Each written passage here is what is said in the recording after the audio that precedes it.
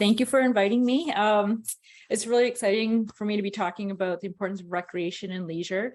The weather's getting nicer and I'm coming out of hibernation, as I'm sure some of you are too. And it's nice to start to explore some new things that might be available out in our communities for us to be involved with. So I'm just going to talk a little bit about the importance of recreation.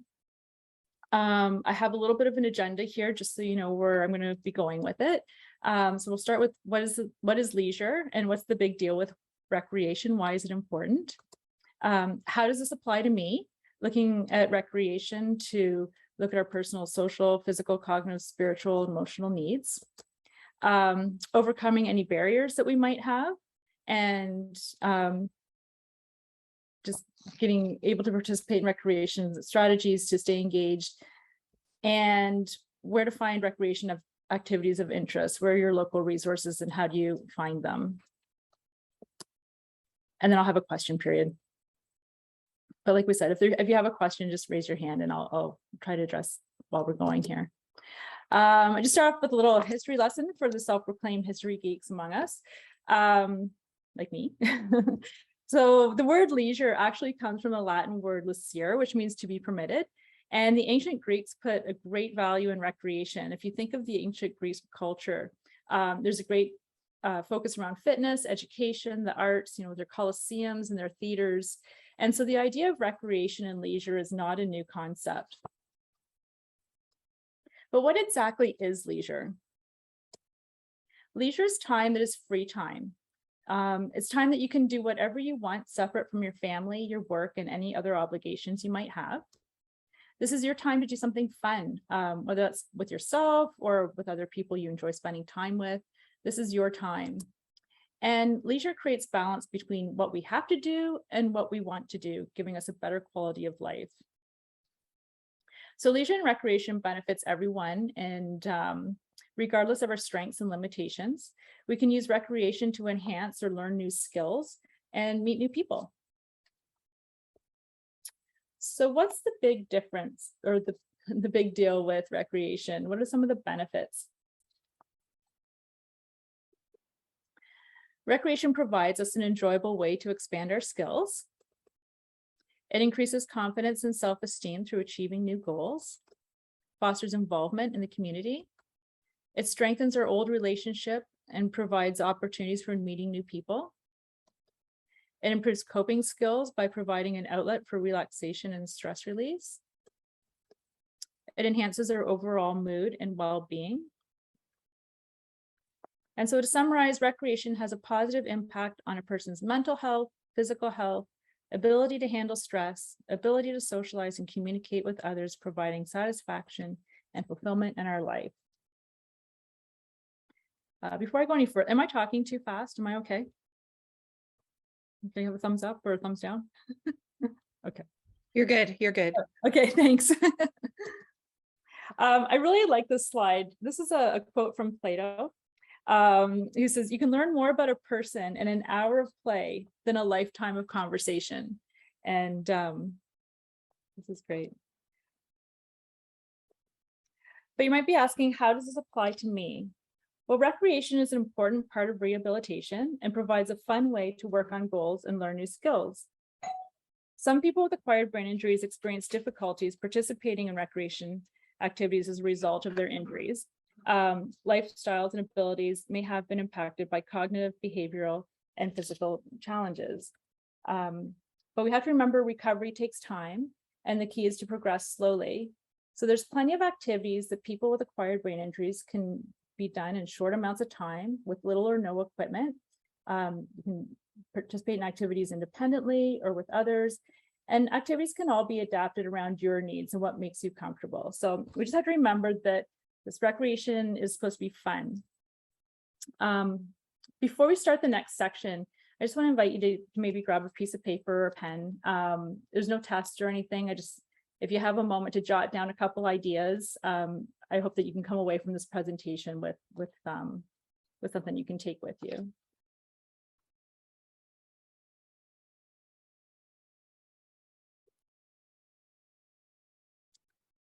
So when we look at ourselves and we think about the activities that we might enjoy trying, we need to look at ourselves from a holistic or a whole self approach. Regardless of our strengths and limitations, we all have 5 basic needs that we need to fulfill. And these 5 needs are the physical, emotional, mental, social, and spiritual. And I just want to note that all of these are completely equal. So just because physical's at the top, it's not any more important than the emotional or the social or the mental or spiritual. It's a circle. It all works together. And what these personal needs look like for each of us is completely different. And recreation and leisure activities can provide an opportunity for growth in all of these areas, making us feel a little bit more fulfilled and accomplished. So I just want to break this down into the 5 different areas and look at them a little bit more closely. And I'm going to start with the social self. So when we look at our social self, this can be different for everyone. Some people are introverts and they prefer to do activities in small groups and rather than a large crowd. There's no right or wrong. It's not like we're trying to strive to either way. It's just when you're thinking about what your social needs are, if you put yourself in an area that you're more comfortable with, that you'll probably be more successful in that environment. So some examples of social activities include joining a local group like the brain injury station of your region, going for picnics, attending concerts, birthday parties, going to restaurants, attending sporting events, and volunteering. And I just want to point out, I was looking on your website, and there's a lot of activities that are offered right through Bayer. I was looking at their outdoor activities with bonfires and archery, board games, and crafts, which looks really amazing. And there's also a survivor support group on Saturday mornings that look really good too. So those are all examples of social activities that you can participate in. And I'm sure there's other things that you've done throughout your life. I just want to give you a moment to think about maybe one activity that you could put in this category and just jot it down. And so that we have it going forward.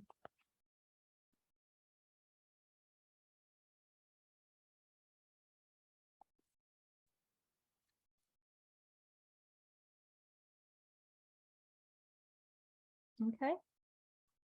And we don't need to share these. These are personal. So unless you want to at the end, then I'm just trying to give you something to take away from the presentation that you have. And so next I want to move on to our physical self. And physical activities are a great way to get some exercise, boost your mood, maybe get outside for some fresh air. But when we think of physical activities, we don't want to just focus on team sports or going to the gym. These activities are great options, but they're not for everyone. Remember that recreation activities need to be fun. So where someone might really enjoy going to the gym and look forward to that activity, that would be a perfect activity for them. But if someone else sees that as work, it's not really looking at your recreation needs there. So again, just to reiterate that this is supposed to be fun. And that being said, we do have a physical self that needs to be cared for, and we can do that in a variety of ways. So here's some examples. You might be interested in team sports like bowling or volleyball or sailing. Some individual sports, if you're more inclined, like swimming, canoeing, bicycling, rock climbing, hiking, kite flying, archery. There's partner sports if you're of a competitive nature, like tennis, darts, golf, badminton. And then there's physical and sports to enhance fitness, like weightlifting, Tai Chi, yoga, walking, Zumba, aquafit. And again, on the website, I was looking at the Tai Chi on Wednesday afternoons. There's also Movement for All on Friday mornings, and Thursday evenings, there's yoga sessions. So there's a lot that are offered through Bayer as well. And a lot of these activities can be adapted. So I'll get into that a little bit later. But there's some great adaptive programs for rock climbing, archery, bowling, and sailing we can talk about in a bit. But I just want to give you a moment to think about your personal needs when it comes to your physical self. And maybe if you're able to jot down one activity that maybe you really enjoyed in the past, you would like to revisit, or something that you might like to try in the future. Just give you a moment for that.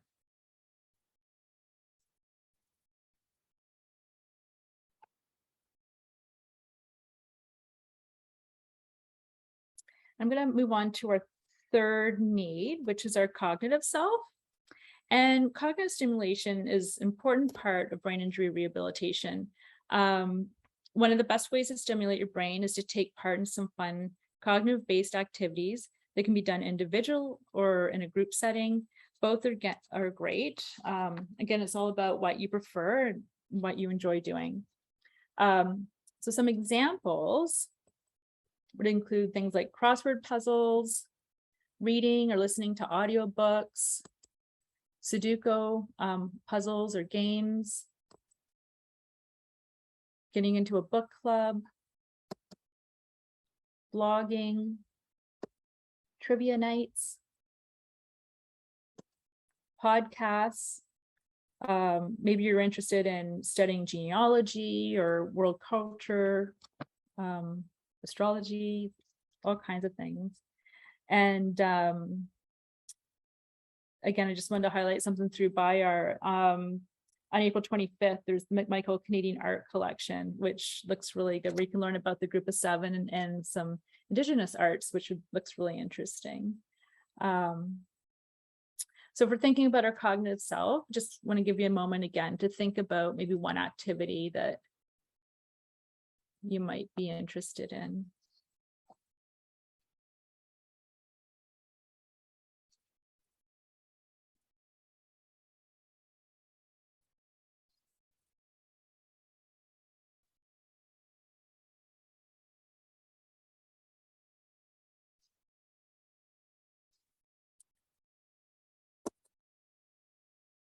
Oh, I forgot scrapbooking. There's another one. Okay, and we're going to move on to our spiritual self. And when we think about our spiritual self, people tend to think of spirituality as like organized religion. And although this is a perfectly good option for those that are inclined, you don't need to belong to an organized church to tap into your spiritual needs. So in this case, we're looking at spirituality coming from what brings you comfort and inner peace. And so some examples of addressing your spiritual self would be maybe journaling, walking in the woods, sitting by the lake, gardening, meditation, yoga, Tai Chi, maybe just sitting quietly. And I also noticed that BIAR has a mindfulness to promote healing after brain injury, which looks like another great program that we could add to this. So again, tapping into your spiritual self is different for everybody. So if you want to just take a moment and think about one activity that you might enjoy would fit under this category, and just jot it down.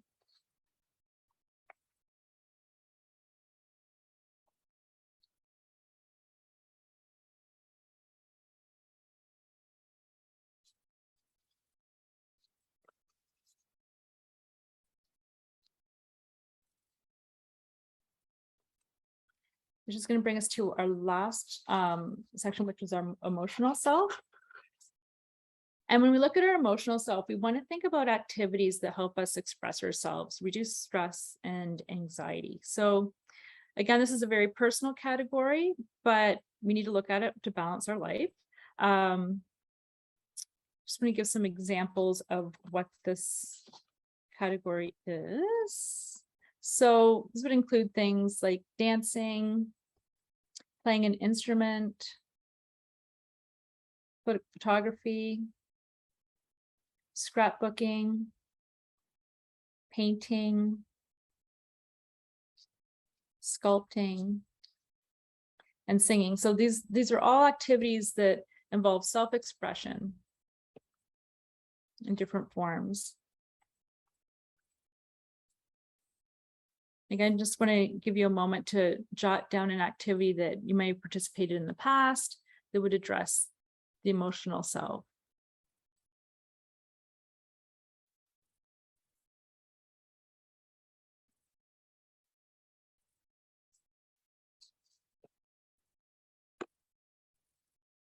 So hopefully you've come out with maybe 5 activities that you might be interested in, maybe 4 or 3, something that you might want to look at going forward, and how we can address that in the future. Oh, and there's theater too. But whatever you decide to do, just remember that the recreation activities need to meet your needs, fit your lifestyle priorities, and be deeply satisfying. So our next section is let's do this. So we've got some ideas. How are we going to make this happen? The next step is taking the plunge, but maybe it's been a long time since you were actively engaged in recreation activities, and change isn't always easy. You might see the benefits of participating in these activities, but might be a little unsure of how to get started. And you might have some real barriers that we need to overcome. So I just want to look at some of the barriers and some solutions to help us get started now that we've identified some things that we might want to do. When we talk about barriers, you might say to me something like, you don't have the time, or you don't have the money. There's nothing to do where you live. You don't have transportation. But I just want to take a look at some, because these are the most common ones that I've found over the years. I just want to take a look at some of these and see what we can do to overcome some of these. So when we're looking at time, think of your leisure time or your recreation time as it's just a label that's given to any quantity of time, just like your school day or your work day. It's time that you need to set aside for yourself. And it's really important for your mental health and your well-being. It's just as important as sometimes going to another appointment. So you want to start by booking time for your recreation activity in your daily planner or calendar. And don't forget to set your alarm just as you would for any other appointment that you might have.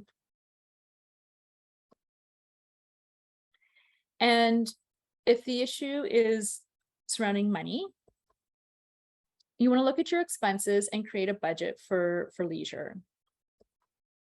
And there's all kinds of free entertainment. There's advantage, you can take advantage of festivals, concerts in the park, libraries, community centers. They often offer free or minimal charge classes. Libraries have a few passes as well to access parks that they can, I guess, rent out, just like as you would a library book. You sign out. And that would be for I'm not finding the words right now. The conservation areas. There we go. For the conservation areas, that they would have passes for those. You can always look into. You can try some online activities. Over COVID, I had some knitting needles I didn't know how to use. And so I went to the Michaels website, and there's free classes at Michaels, and I learned how to do some basic knitting things through there. There's also yoga online. There's anything that you're interested in learning about. YouTube is a great source for some introductory ideas and classes to get started. Always check your local newspaper for what's happening. In the classified sections, they often let you know what's going on. And you can see if you qualify for an Access To card. And I'm not sure if you're familiar with the Access To card, but it's a partnership between Easter Seals and over 500 movie theaters, cultural attractions, and entertainment venues. And basically, it's designed for people of all ages who have a permanent disability, but they require the assistance of a support person. And basically, the way that it works is when you show your Access To card, it's a 2-for-1. So the person who might be accompanying you or yourself would get in for free. So whenever I use an Access To card, I usually just split the cost of the admission with the person that I'm with. And it gives everybody a break to access some things in the community. You can also try to use some coupons or try Groupon. Volunteering is a lot of fun. If you've done some volunteering in the past, whether with children or animals or in the school systems, there's always, people are always looking for volunteers to help out. And you can create activities at home. And this is some of the things that I've done that have been kind of fun. Learning to be a little bit more self-sufficient in growing your own flowers or veggies. You can do some more of the tease your brain activities with writing of a poem or a story, reading or listening to podcasts, learn to play a musical instrument. You can spoil yourself and try a new hairstyle, draw yourself a bubble bath, or do something physical, working out online to an exercise video. You can learn to be a little crafty. Remember, arts and crafts aren't just for kids. They're great for stimulating, working on fine motor skills and keeping you busy. You can start with making Christmas and birthday presents for your families and friends. Decorate your home, color a room a different color. There's all kinds of things that you can do at home for fun.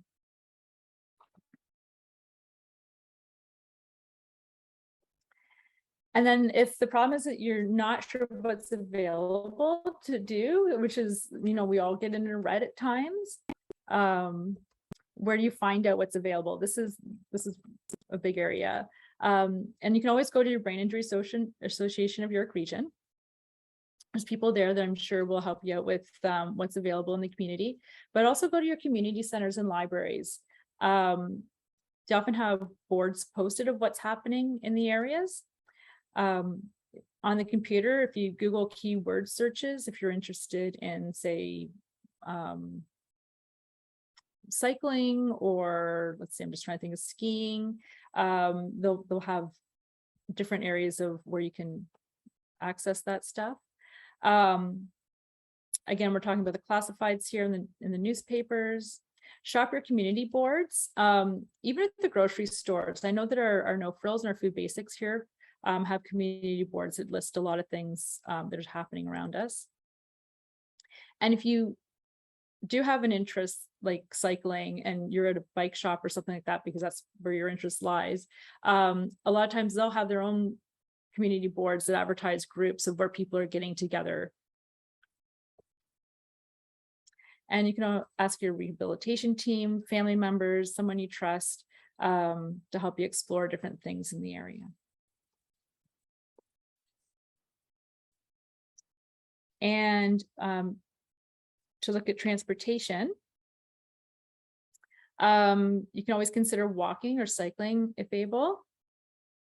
Take the bus or special transport. And what I mean by special transport, I'm in Niagara here, and we don't have city buses in our area, but they've started up this new Niagara Region Transit. So it's all in a trial phase right now, but you can call a number and tell them where you want to go, and they'll actually send a car pretty much to your next closest intersection and take you wherever you need to go within Niagara for the cost of what a city bus would cost. So depending on where you live, if you live more rural, there might be some special transportation set up like that in your area to look into. You can share a cab or Uber, or ask a family or friend for a ride. Bartering is always a good idea. For example, when my husband and we went down to one car, and every once in a while, one of us would have the car and someone else needs to go. So I have found that I can go most places around town for a dozen cookies. Usually a neighbor is happy to drop me off someplace. So yeah, the barter system works. But how do you put all this in place?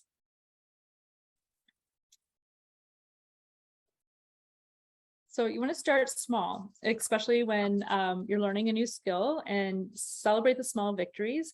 If we think back to when we were in high school, maybe taking music or gym, you have to remember the practice and the patience that it took to learn some of those skills. No one's a musician overnight, and no one's played the Super Bowl after their first football practice. So enjoy the journey. If you choose something that you don't like, that's fine. It's okay. You now have that knowledge that you don't like it, and you can move on to something else. Don't think of it as a failure. Just think that you've learned something about yourself. And not everybody enjoys doing all things. It'd be a very boring world if we all did.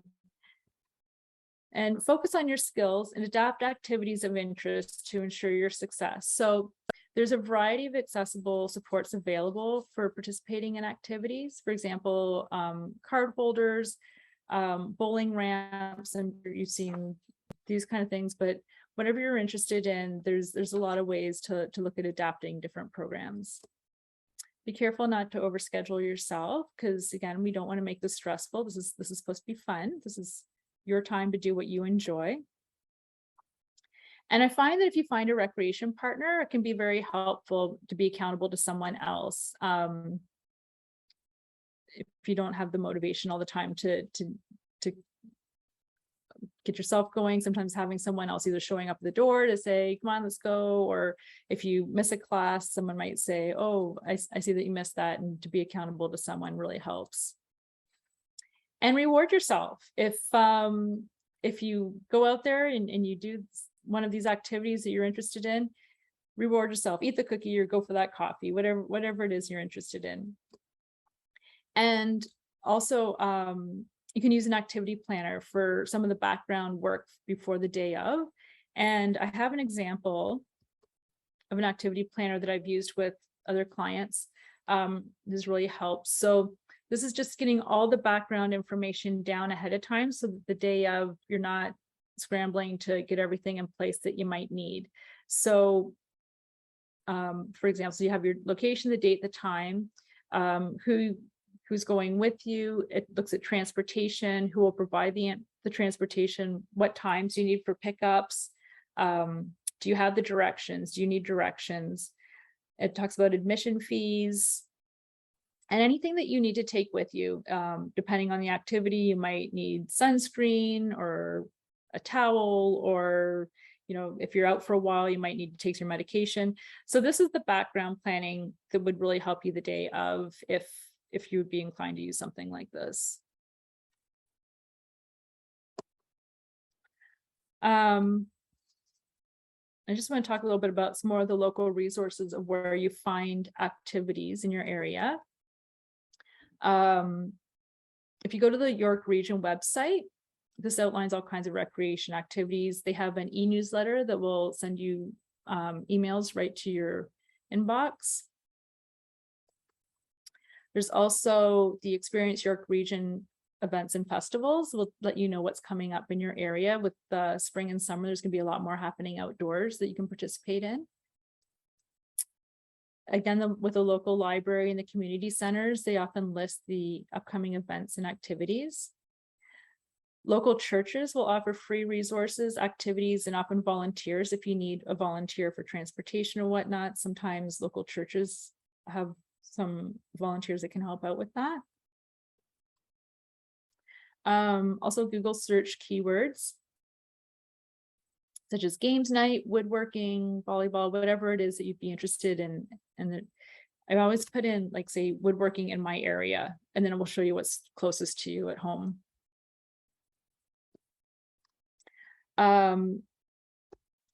Adaptive climbing, if you're interested in trying something like this is a great website to check out. They create and facilitate opportunities for people of all varying abilities to access climbing. Their goal is to get everybody climbing, and that's happening in the Toronto region. Again, the adaptive skiing, this is the Ontario website that will show you where all adaptive skiing is throughout Ontario, through the different ski hills and the different programs that they have available. Also, Variety Village offers everything from camps to adult day programs to competitive accessible sports teams, swimming. So this is another great resource to have. And Able Sail Toronto. This is another great program. I have a client that's been involved in the Burlington Hamilton Able Sail, and they've had a great time. Really enjoyed getting out on the water, and they have instructors that go with you and help you with the different things until you're able to go out on your own, if that's something that you'd be interested to do. They have chair lifts to help people get in and out of the boats. They're all very safe, and yeah, it's a lot of fun. Yeah. And then there's the Toronto Accessible Sports Council. It has a variety of sports activities there. And the City of Toronto. This was, they had more of the virtual winter programs. But I actually haven't been on this website in the last month or so. I'm sure they probably have some more virtual programs during the summer as well, but that's another one that you might want to just check out. And that's about it.